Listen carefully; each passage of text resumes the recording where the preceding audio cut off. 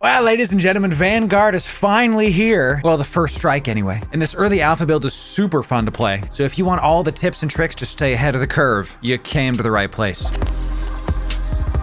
Ladies and gentlemen, Loru here, digital advertiser, content creator, and Vanguard enjoyer for the better part of 10 years now. And we did it, baby. Vanguard is here, playable, ready to go. Before we give you the full crash course in game, we gotta tell you how to download the daggum thing. Now, the first step is making sure that you're using this brand new launcher. You're going to see there's an Vanguard character here. This is going to appear if you have Omega. Now, Omega is the paid subscription. There's a bunch of Omega sales happening right now. So if you want to check out Vanguard and you've been eyeing Omega, now is a really good time to do so. When you have Vanguard selected, you will also want to make sure that you have Tranquility in the top right-hand corner selected. You're going to see a download bar start. This is the game itself. Wait till this is downloaded, y'all. And I would do this as soon as you can. Everybody's going to be trying to download this. It may take you some time, just be patient. Now, once you have everything downloaded and ready to go, you're going to see this button here. It's going to get set to ready. Click that sucker and you're going to start playing. Just remember, all this is not going to appear unless you click this guy right here, your Vanguard character.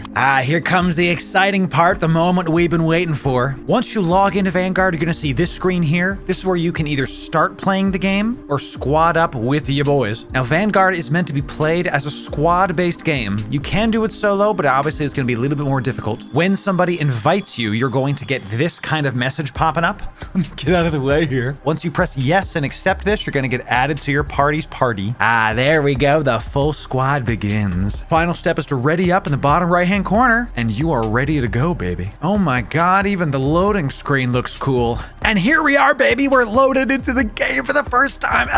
Can you feel the excitement, chat? So you're gonna get greeted with this screen, and this is just to give you the basics. We're gonna go more in depth to this as we go on throughout this video. You can gear up by finding loot on the ground and using those various items to craft ammo and deployables for yourself. There are various contracts. Think of these as quests or missions you can complete while you're on planet. In order to extract, you have to do an exfil. You can craft a signal beacon and then use it at a certain spot to get the hell out. Like we said, you can craft your own ammo. You could purchase clones. Think of this like extra lives. We're going to show you how to do that in just a sec. Finally, if you generate credits, you can see your credits up here in the top right corner. You can actually deposit your credits from planet into the bank somewhere in space. All right, now let's talk about the UI before we go any further. And I'm going to move my face cam over here a little bit so I can keep showing y'all stuff. So to my left, you're going to see some menus. This one is where your contracts are. These are your quests. Here's your crafting menu. Here's your equipment menu. This is stuff you've already crafted. And then here's your inventory. Now, inventory is any item, and equipment is something that you've actually crafted and made yourself. This section here, you can see your team's health and shield. This is their shield. And then, of course, whether or not they're muted or not. There is VoIP. There is voice comms inside the game. So don't feel like you have to join Discord in order to talk to you boys. Up here, we have a standard compass radial menu that will turn left and right as your camera turns left and right. You can use this for callouts. I see a guy at 40, I see a nerd at 70, etc. These are where your credits are shown. This is your money. You're going to be able to see which teammates are yours by some reticles that appear over the characters. As they move around, so do these. And as an aside, I really like this. One of the most annoying things about Tarkov to me is that I don't know who the heck my teammates are. This just makes things way simpler. Q will swap your ammo types. More on that later. Pressing and hold the number 3 is going to heal you. Healing takes biomass. You can loot biomass once you've killed enemy players or NPCs. The more you kill, the more you can heal. Your shield auto regenerates over time and does regenerate when you're in combat. Just wait a couple seconds after you take a hit and it's going to come back. Your base health does not regenerate, and that's what this heal button's for. Finally, you're going to see something super fun, squad clones remaining. This means your squad has a cumulative amount of lives. We're going to talk about how to increase those in-game in just a moment. You can swap between ammo types Metroid Prime style. I love this effect. You can see us going from a base kinetic ammo to the energy ammo here. Gotta love that animation. It looks super sick. I want to move my camera over again so I can show you all the rest of the screen. Now, something I love about the ADS reticle is you can see the actual weapon you're wielding here, the amount of ammo you have in your clip here, and the distance that your reticle in the center is aiming at from you. This is like my favorite thing. It's like all the information you need in one spot, so my eyes don't have to keep looking back and forth from my ammo to my shield, all that stuff. It's just right here for you. Awesome stuff, Eve devs. Next thing we want to show you is the crafting menu. Upon pressing Z, this entire reticle comes up. up. And you're going to see we got 4 main things here. Ammos for your gun. Equipment is a bunch of different types of deployables. Contract utilities are all bound to your actual contract itself. You're going to need to gather items and then craft them to finish doing your contract. In this case, we have to get 8 neural mappings and bring them to a specified data relay. More on that later. And then recycling is you taking base components you found in-game and turning them into the base resource nanites. Speaking of resources, you're going to see 4 main ones here. The nanites, which we just talked about. These seem to be the most common. Energy cells, which we're going to talk more about later. Electronic parts and interface components are more rare, and you can see each has a maximum amount you can bring as well. It looks like balancing your inventory is not going to be super difficult, but something you still need to watch out for. Clicking into the ammo crafting, you're going to see these 3 available. And before I go any further, this is alpha footage, so you might see some of this change in future builds. For now, this is set in stone, and I'm really excited about this. The base ammo you can craft and the ammo you start with is the kinetic rounds. These take nanites and a little bit of energy cells. Energy cells are a little bit harder to find than nanites, so this is going to be the ammo you're going to craft the most commonly. Energy rounds take a little bit less nanites, but take a bunch of energy cells, 80 compared to 5. They also take double the amount of time to craft comparatively to the kinetic rounds. There's also caustic rounds, which are unavailable right now. That sounds kind of nutty, and I'm excited to try those out. You can see that when I left click on the round itself, we have a little reticle pop up. This starts counting down when the rounds are being crafted, and once it's done, it goes automatically into your inventory. Now, the only people that can actually accept contracts is the squad leader, so make sure if you're the one leading the party, you know which one you're going to be choosing. And super fast, we paused it right here. You can also see the kind of ammo you have is projected over the gun, as well as the total shots you have for that ammo type.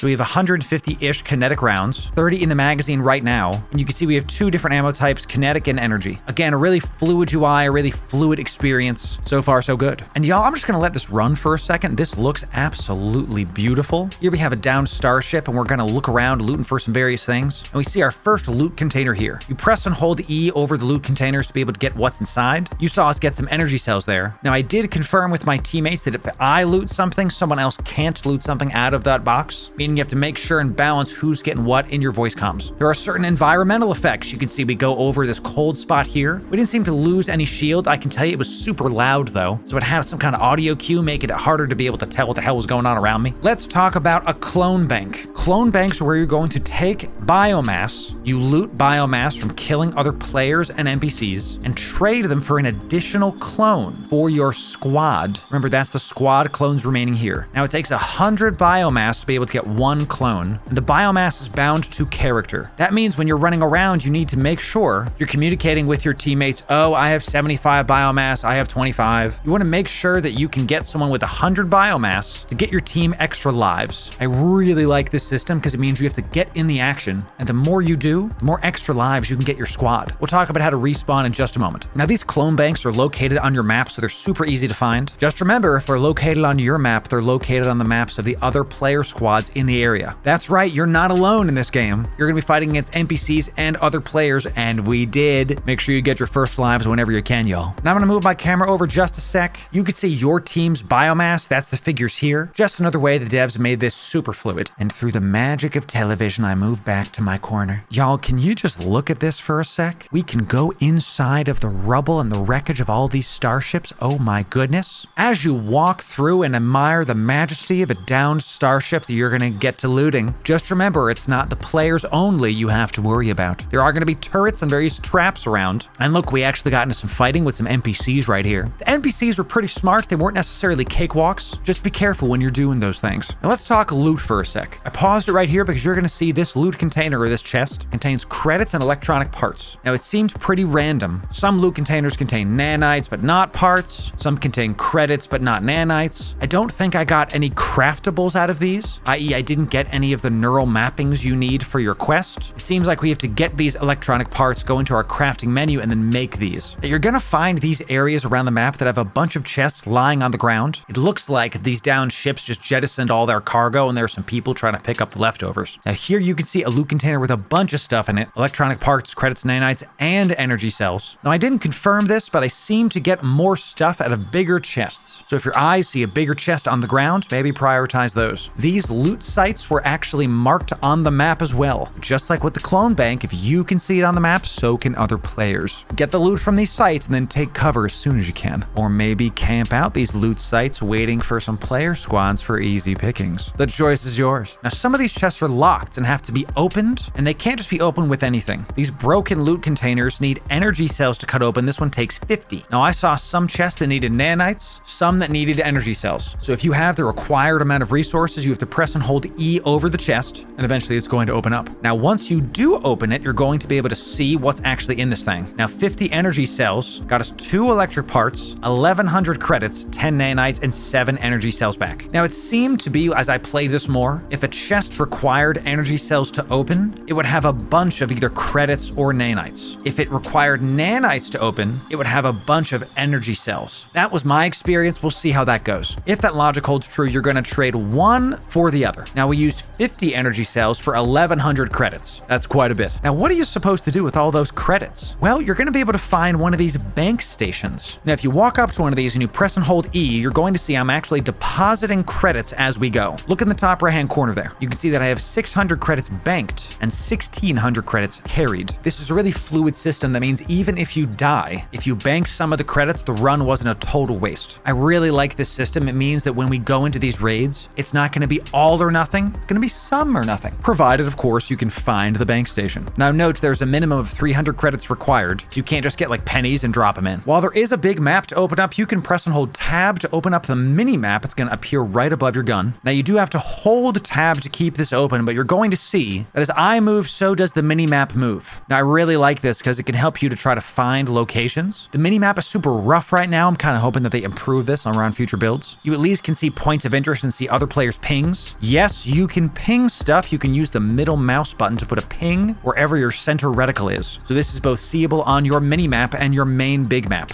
Your allies can do this too, so that you can say, hey, I'm going this way. Hey, come on, take my flank. Let me go in there first. Make sure your communication's nice and excellent. Now, it is possible to melee characters when you're playing Vanguard. The default keybind is V. As always, you got to be right on top of somebody to get this to work. It does a decent amount of damage and is pretty good for finishing off enemy players. Now, if you see a box that looks like this, it's kind of got some protrusions on the side here and it glows orange, and it has a name. This means this is a player character's loot. You can see Stark here, sorry for featuring you in the video here, my guy, has a crap ton of ammo for us to get. Now, you can take individually or you can press T to take all. I did not discover the take all button till the end. Please don't be like me. Now, that currently is one of the only ways to distinguish if you've killed an NPC or a player, is if you see the player dropped backpack. The visuals of the actual mobs versus the players seem to be very similar, if not exactly the same. So just be aware, if you see one of those boxes, it means yes, you did kill a frickin' player. You can see here I was panicking and I started hip firing, which, by the way, hip firing is pretty good. I did get taken out here, that's it. When you die, it's not the end. Now, when you die, you can either spectate your buddies or go back to the score screen. I'm gonna move myself over here again, show you more of the UI here. Now, the spectator screen is very similar to your base screen. Instead of seeing your health, shield, and ammo, you're seeing the players. You can see you can cycle through the various spectating options here, but you are looking for the reclone button right here. That's the respawn button, baby. You tap that sucker and you're gonna respawn pretty close to your team, not back at spawn. I'm not sure exactly what the methodology is there yet. This is the score screen where you can see the various things that you've done. This column is gonna show all the damage that you did and what the result was. And it seems to start from the top to what you killed first. So we killed the turret at the very start of this raid. That's why that's there. Hits is the amount of times you hit the thing. Range is how far it was. And damage as well, the damage. I believe this symbol here, this skull, is if you got the last hit in. You're gonna see Soldier 2-5, which I believe is an NPC. We don't have the skull thing here. I think that's because one of my teammates hit it last. I really like how it shows the different damage types here. Instead of just saying like, did you hit them? It shows you where you hit them. Looks like I gotta work on my aim. Oh my gosh. Not as many headshots as I would like. You can also see the distribution of damage here, with the arm taking like 9 damage, like not a lot of damage with 1 hit. A leg with 1 hit takes 6 damage, versus a torso hit 2 hits for 29. That means 1 hit's about 14.5. Quick maths for you. And of course, the head 2 hits doing 40. Looks like 1 headshot does 20 damage. I don't know if those numbers are static every single time, just to give you a baseline. You can also see the damage received. You can see this is an NPC, this is an NPC, and then we start getting into some players. Hey, Zealous, what's up, buddy? Listen, don't ban me, Zealous. I'm sorry I'm featuring you. I had to do it. Looks like Zealous is the one that actually killed me here. A single hit to the arm. My guy didn't even hit me in the head. What the the heck? And did 50 damage. That's because my shields were down. I think that's confirmed. If your shield's down, you take more damage than you would normally. So be aware. I'll get you back, Zealous. I promise it. I swear it. Then on this side of the screen, you can see your current contract, some lore involved, and of course, the respawn button. Now, when you click the respawn button, you're going to get a title screen like this and come right back in. Now, it took a second or two for me to be able to move. I don't know if that's a bug or not. It's alpha. What can I say? And my teammates are actually under fire right now. It's a little bit hard to see, so I'm going to pause it here. They were actually 100 meters from me. So they were a decent chunk away, but we weren't back at spawn. So you seem to respawn a medium distance away. It's also worth noting that we respawned with less biomass than we had before. We had 50 before, and now we have 25. Now, I'm not sure about the amount of ammo you respawn back in with. More testing is needed. That's what the alpha's for, you know what I'm saying? Now, as we were running back, both my teammates actually got popped. Zealous, I will avenge my fallen comrades. And we didn't have any more squad clones remaining. So we really had two choices. Either I could keep fighting people off and hope to get enough biomass to respawn them. But since we had a small test here, we actually ended up just backing out and doing it again. We go again. Sorry, Magaibo, better luck next time. Now for a couple things that I noticed while I was playing. The energy ammo was harder to craft, and I'm pretty sure it does more damage to NPCs and players. I seem to kill things way faster with this thing. Makes sense, it's a little bit harder to craft, it does more damage. Unfortunately, there's no damage numbers actually popping up above people's heads. You can see this back in the score screen after you die. You do see as you're shooting NPCs and players though, that the hit reticle changes based on the kind of damage that you're doing. Red seems to be they're dead, and I believe yellow seems to be their shield is out. There you just saw some right there. Rewind that clip if you want to see. You can sprint, you can jump, you can crouch. There's poison swamp areas you have to navigate. These will take out your shield and health pretty fast. Now, in order to extract or do the exfil, you're gonna have to craft a signal beacon. You can see this takes a lot of energy cells and a bunch of nanites. Takes 18 seconds to craft. Once you make one, you can put it down anywhere. I could put it down wherever there was like a flat area. Now, this does send up a beacon of light into the air. Everybody knows that you're doing it. Which brings me to the next deployable, my favorite, the deployable shield. 30 nanites, 50 energy cells, 12 seconds to craft. Now, once you craft the deployable shield, you can press F, opening up your deployables menu. You can then left click shield right here, and then you're gonna get this little reticle that shows you where you can deploy it. Left click whenever you can, and when you do, you're gonna see this cute little guy, and a blue bubble is gonna appear around you. I highly recommend when you extract, you have a couple of these guys ready. I confirmed with my squad that we can shoot out of the shield, but other people cannot shoot into the shield. Make sure you get a couple of these ready and you'll be able to extract easy enough. Now, the deployable shield only lasts a certain amount of time. You can see when it's running out, it starts flashing like this. This is something you're going to be able to see from pretty far away, so make sure you use this at your peril. I guess you're going to use it if you're in peril anyway. Now, I wanted to show y'all what the mini map looks like comparatively to the big map.